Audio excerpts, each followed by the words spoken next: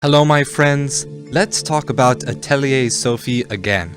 I know what you must be thinking. This game isn't that popular, so why spend 2 whole episodes on this little RPG? Well, that's exactly because I like it that much. What can I say? These games are charming. But one choice in these games has always confused me. Why have such an insistence on including Christian-like churches in this game? Even to the point of having a side quest where a friend forcefully drags you to mass and shames you for not coming more often. The churches tend not to play a significant role in the story, and act more as background set pieces than important locations. My friends, it may surprise you that the presence of a church is essential to Atelier Sophie's philosophical message. Plot spoiler for the game coming up right now. In the last episode, I mentioned how Sophie's goal was to find the Cauldron of Knowledge in order to return the magic talking book known as Placta back to human form. What I didn't mention was the appearance of another alchemist that also sought the Cauldron, Luard, whose goal is to perfect ablation alchemy. A kind of alchemy that, different from ours, ignores the teleology of materials to create whatever one wishes at the cost of actually destroying energy in the process. This antagonist, however, even though he is doing something that obviously brings harm to others, he also seems to pursue something that the ancient Hellenistic philosophers considered supremely important: virtue. A sage-like perfection of a certain principle. Different schools of philosophy had their own ideas of what virtue was, most of which agreed that rationality would play a central part, but nearly all of the Greek and Roman traditions had one tacit agreement, that some people can be inherently better than others. This began to change, however, when Constantine, the first Christian emperor of Rome, took power. This may sound odd to modern listeners, but before the Latin and medieval eras of philosophy, the ancient tradition was taken up by people we call the Church Fathers, namely the philosophers Origen, Augustine, and the Cappadocians. See, when scholars of the Church came across conflicts of religious doctrine, they found that they couldn't simply refer to Scripture because everyone shared the same Scripture. So, before they started relying on war and politics to settle disputes, early Christians used logic, rational argument, and the knowledge of Greek and Roman philosophers to determine what church doctrine would be considered orthodoxy.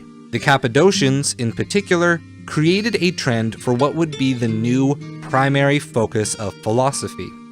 See, the Platonists, the Aristotelians, the Stoics, and other ancients focused on virtue because they tacitly accepted high degrees of inequality. But these Christian philosophers had a new starting point, namely the idea of original sin and how all humans are equally wretched beneath the one transcendent God. As a result, the Cappadocians drew the new focus of philosophy away from unrealistic rational perfection of the ancients and instead to focus on love as the greatest virtue, to care for the poor, the sickly, the widowed and orphaned, the homeless and the stateless. Indeed, all these religions of the book, Jews and Muslims included, developed this same scholarly focus in the same era. The Cappadocians even influenced Augustine, who would put charity as the active principle of the virtue of love to be the highest goal for the Christian church.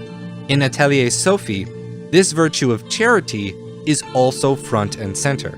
Yes, Sophie is a businesswoman. You do remember how much I praised the Atelier game's protagonists for being enterprising capitalists, right? Yet at the same time, whenever a friend came running and said someone was in trouble, Sophie would freely and without charge provide the needed items, whether that be fertilizer for crops or a bomb to remove a boulder. Before the final battle, Sophie and Placta made one last appeal to Luard, who, at one point, sought to use alchemy to the benefit of the needy as well, but it failed. This essentially made the final battle of the game a competition of two different ideals: to seek one's own perfection and virtue, or the virtue of love and charity that benefits all. But hey, maybe you still don't buy that this is a philosophical influence here. Japanese fantasy frequently borrows from Western culture, and their collectivist social values could account for the ideological difference between Plachta, Sophie, and Luard. But let me ask you this. Why, of all places, would this game use a coffee shop as the location where Sophie gets all of her alchemy requests, when previous games used official government offices or tradesmen's guilds to more appropriately serve that purpose? Second question, doesn't the name Cappadocian sound familiar? That's because the widely beloved cappuccino was actually named for its foamy top, looking similar to the fluffy-topped robes of the Cappadocian priests. Doesn't it make sense that a place that serves cappuccinos would pair the drink with just the right complement, a side of Cappadocian philosophy? Think about it. Thank you for watching, my friends. I know you're probably sick of me talking about this game. I promise it's the last time, so I tried to make it a little more on the humorous side, and a little shorter. If you're new and liked this episode, remember to subscribe and share the video with your friends. I don't pay anyone to advertise the channel for me, so the only way that we can grow is with your help. Thank you again, and as always, stay true.